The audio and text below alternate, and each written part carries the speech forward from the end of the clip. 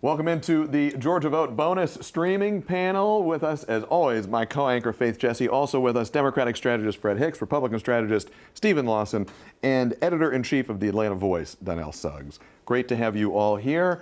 Let's continue this conversation of all that is going on in Georgia politics, because I don't know if you noticed, it's been a busy week here. We've been talking about the Republican side of the governor's race and the Senate race. Let's continue that conversation on the governor's race a little bit. If you watched on TV Sunday morning, you saw us talk about this.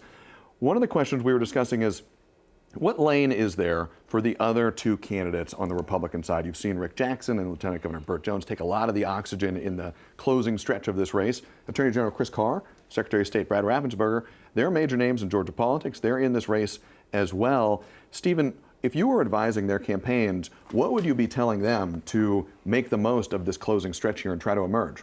Yeah, I mean, I think you've got to throw a Hail Mary, and we've been talking about this for a number of months. What would that look like, though? What does a Hail Mary in Georgia politics on the Republican side look like? Yeah, at this stage, I don't know. The clock may be quickly running out. I think you're seeing that with Chris Carr trying to, we talked about the shotgun ad and trying to do some things there, talking about prisons.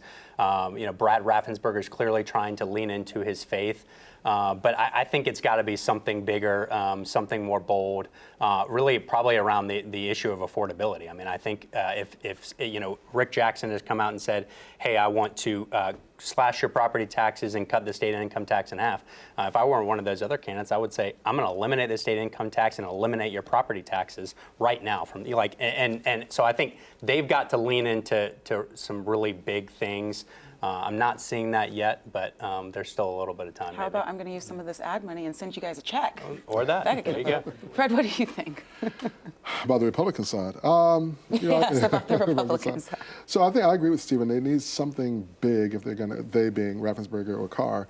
Honestly, I would try to occupy the Brian Kemp lane. I continue to be mystified that Rick Jackson and Burt Jones and the Republicans in general keep trying to align themselves with Donald Trump, but not Brian Kemp, a person who got 73% versus the Donald Trump opponent 4 years ago. And Donald Trump has not fared well in Georgia in the midterms. His candidate after candidate after candidate of his failed. So if I'm Brad Raffensperger or if I'm Chris Carr, I'm overtly saying I will be Brian Kemp 2.0.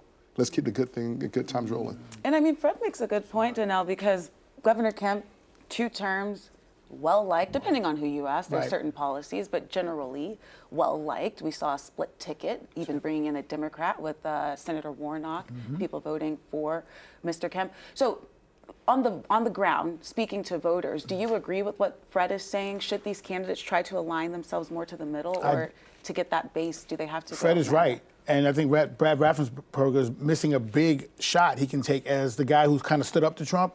He doesn't play that card a lot because he knows it's not really cool for the base. But at this point, it's Hail Mary time. Say, you know what, I'm the one that stood up to Trump. And you know what, guys, if you put me in here, I'll stand up for Georgia. He's got to take one of those shots.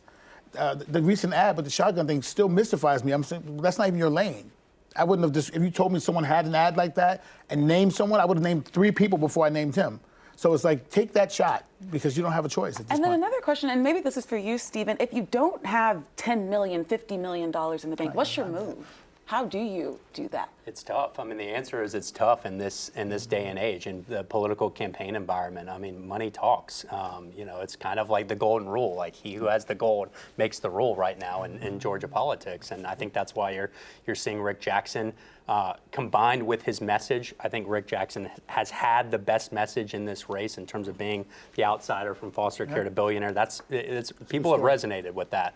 But it's going to take something, outside of the box, a la a Brian Kemp shotgun ad from 2018, and I don't think anybody's really done that. So we've been spending a lot of time on the Republicans. Do you want to talk about the other side? We're synergized here, because I was going to ask you, and let's start with Fred.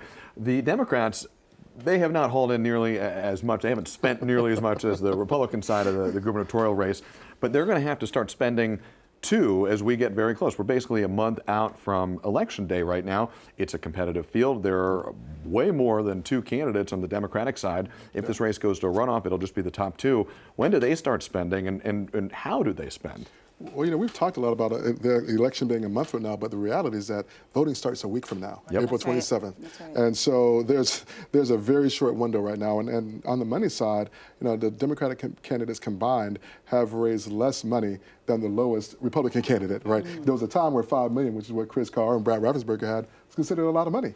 That wasn't Is that ancient an history either. Right. Is that 2 an years ago. indication going into November So of it's- interest? So it is. That's a great question. I think it's an indication of fear, right? And so because people are afraid, given that everything that's happened since Donald Trump was elected in terms of at the ballot box from December of 2024 through now, where Democrats are on an amazing run, that the more wins Democrats rack up across the country, the more money people give to Republican candidates to try to stop what's happening.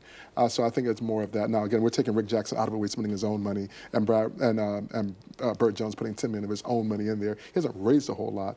But I think for Democrats right now, it's if I'm Keisha Lance Bottoms, it's go all in to try to win without a runoff, so she can access that leadership committee money.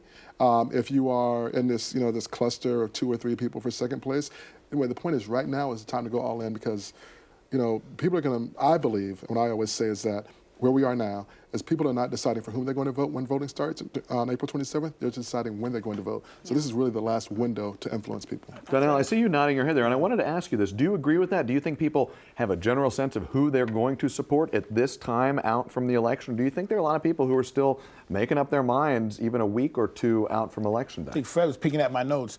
It's a week to vote. Forget, don't worry about May. There's a week you can start voting. If you didn't make the impact already, you're almost too late. So you have to do it right now. And if I'm Keisha Lance Bottoms or Jeff Duncan, I'm feeling really comfortable that people are going to vote early, and they'll vote with the ones they kind of recognize already, and people who've kind of been out and about.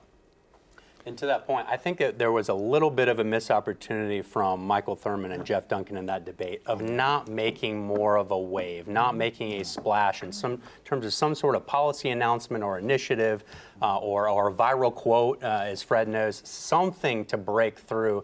I think they missed the mark a little bit. I think Keisha Lance Bottoms, as a result, was the winner of that debate. Well, Thurman did drop a rhyme.